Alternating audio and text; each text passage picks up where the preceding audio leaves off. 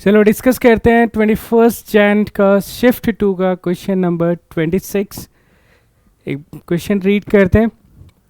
Consider two identical metallic sphere of radius R each having charge Q and mass M.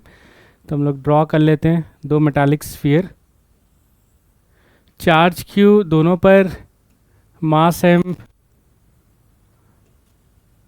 दोनों का radius are.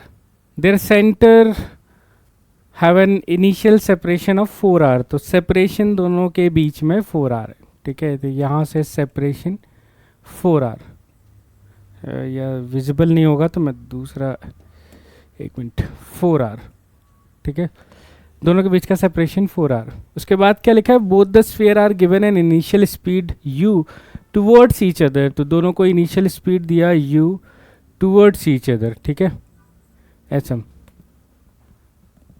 The minimum value of u so that they can just touch each other, ठीक है। तो चलो final अगर situation हम draw करते हैं तो फाइनली दोनों स्फीयर जो है वो एक दूसरे के क्लोज आ चुके हैं, कुछ इस तरीके से फाइनल स्फीयर ऐसे क्लोज आ चुके हैं।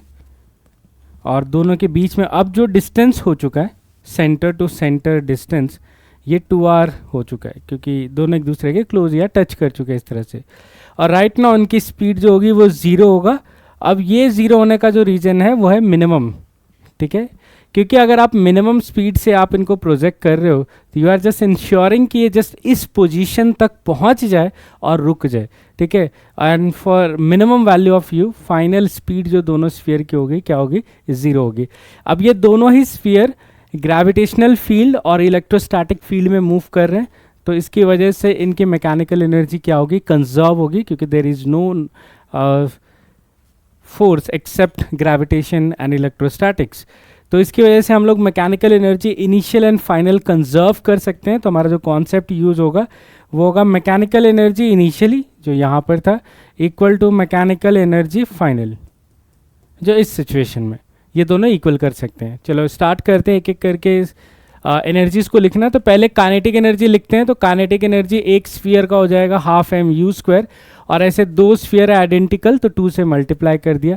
अब हमें लिखना है पोटेंशियल एनर्जी। तो पोटेंशियल एनर्जी में दो कंपोनेंट्स है, एक इलेक्ट्रोस्टैटिक पोटेंशियल एनर्जी है, तो electrostatic potential energy Q1 Q2 by r। Initial distance 4r था इसलिए। अब ग्रेविटेशनल पोटेंशियल एनर्जी देखते हैं।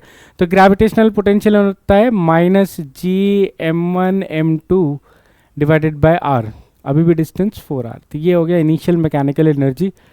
फाइनल काइनेटिक एनर्जी 0, जैसे मैंने आपको मेंशन किया अभी, प्लस फाइनल पोटेंशियल एनर्जी। तो final electrostatic potential energy is kq/2r, क्योंकि अब distance centre to centre 2r हो चुका है, minus gravitational energy Gm1m2/2r, like this, ठीक है। यहाँ से अब इसको थोड़ा सा सिंप्लीफाई कर लेते हैं तो आपका आंसर आ जाएगा। तो इसको अगर यहाँ से 2 डिवाइड हो जाता है mu², ठीक है। इस साइड उसको इस साइड ले जाते हैं तो ये वाला टर्म पूरा अगर राइट हैंड साइड लेके जाओगे तो सब्ट्रैक्ट होके बचेगा kq²/4r, और जब ये वाला टर्म उस साइड लेके जाओगे तो वो सब्ट्रैक्ट होके बचेगा -Gmm²/4r, ठीक है, सब्ट्रैक्ट होने के बाद। और यहाँ से देखो आपको स्पीड का आंसर मिल गया।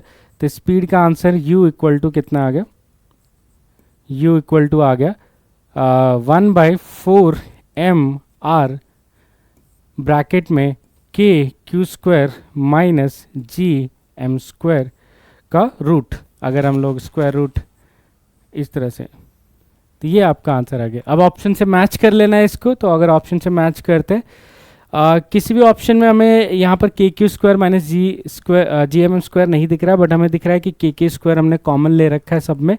तो यहाँ पर भी हम एक स्टेप और कर लेते हैं और इसको कॉमन ले लेते हैं। तो अगर हमने kq कॉमन ले लिया इस तरह से, तो ये आंसर ऐसा बन जाएगा 1 - gmr² डिवाइडेड बाई kq² और का रूट। अब हमारा आंसर परफेक्टली मैच कर जाएगा। ये कौन सा ऑप्शन हो गया, फर्स्ट ऑप्शन हो जाएगा इस सवाल का,